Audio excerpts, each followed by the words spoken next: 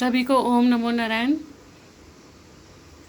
आप सभी का हार्दिक अभिनंदन और स्वागत है।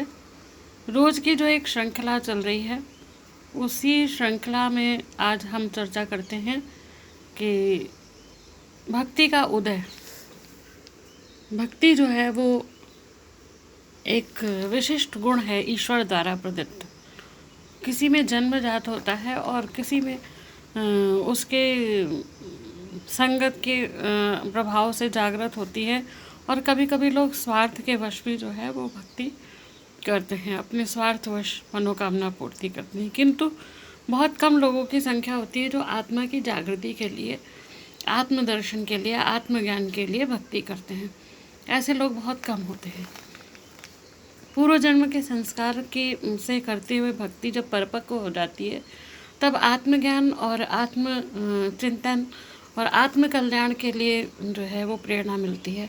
वो प्रेरणा स्वतः अपने अंतर से उठती है। आत्मा स्वयं जो है वो इंगित कराती है कि मुझे मुक्त होना है। जैसे सर्प अपने केचुल बदलता है, वैसे ही आत्मा को जब अपने वस्त्र बदलने होते हैं तो वो फिर इससे याद दिलाती है।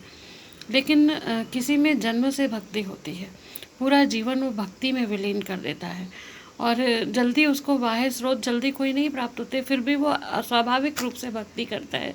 तो वो पूर्व जन्म के प्रभाव और पूर्व जन्म की तपस्या जब फलीभूत परिपक्व हो जाती है तो वो जन्म से भक्त होता है।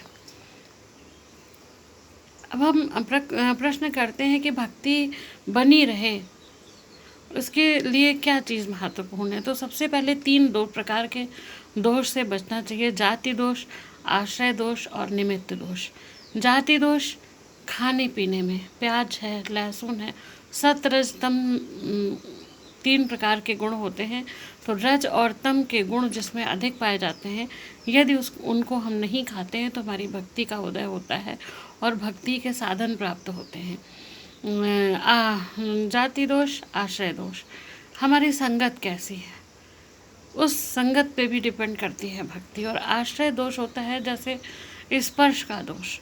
अगर यदि स्पर्श का दोष लगता है तो भी अगर आपको नेगेटिव एनर्जी के लोग टच करेंगे तो जाहिर सी बात है आपकी पॉजिटिव एनर्जी वहाँ ट्रांसफ़र हो जाएगी, तो भी आपकी भक्ति उदय नहीं हो पाएगी। अगर आपको भक्ति का उदय करना है, आपको एक सद्गुणों का आश्रय लेना है, तो आपको पॉजिटिव एनर्जी वाले लोगों के बीच में रहना पड़ेगा, जहाँ जिनकी पॉजिटिव एनर्जी के साथ रहकर आप अपने दिव्य गुणों को उत्पन्न कर सकते हैं और जो अब आपके भीतर मौजूद गुण हैं उनको जागृत कर सकते हैं। वो आपकी सहायता करेगी।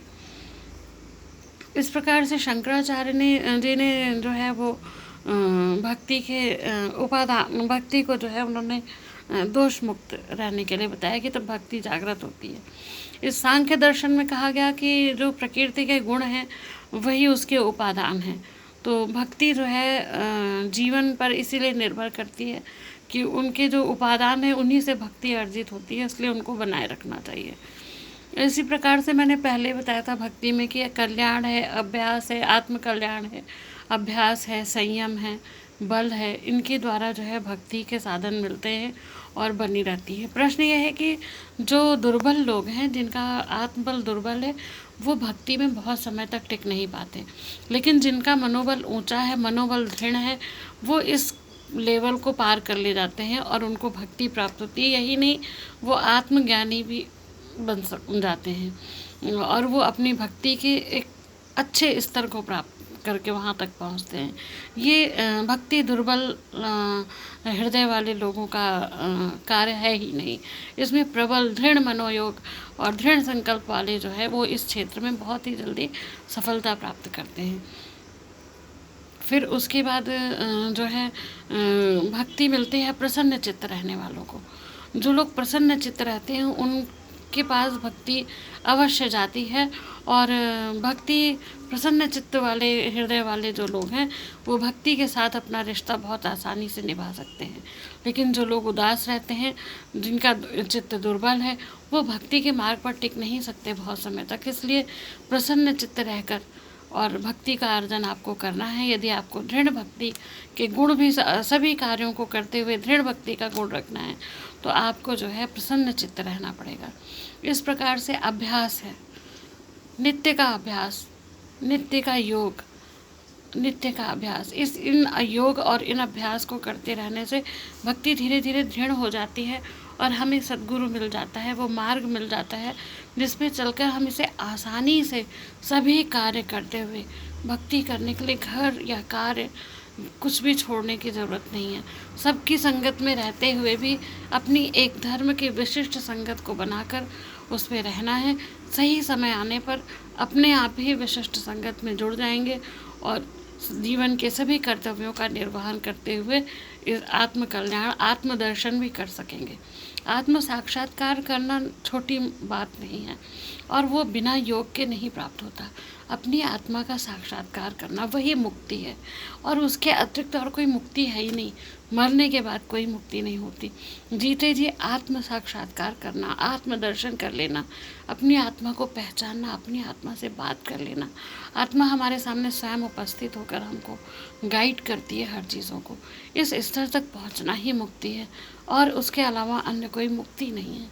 मरने के मृत्यु के बाद विभूति है, इसको मैंने पहले भी बताया है, अभी भी बता रही हूँ।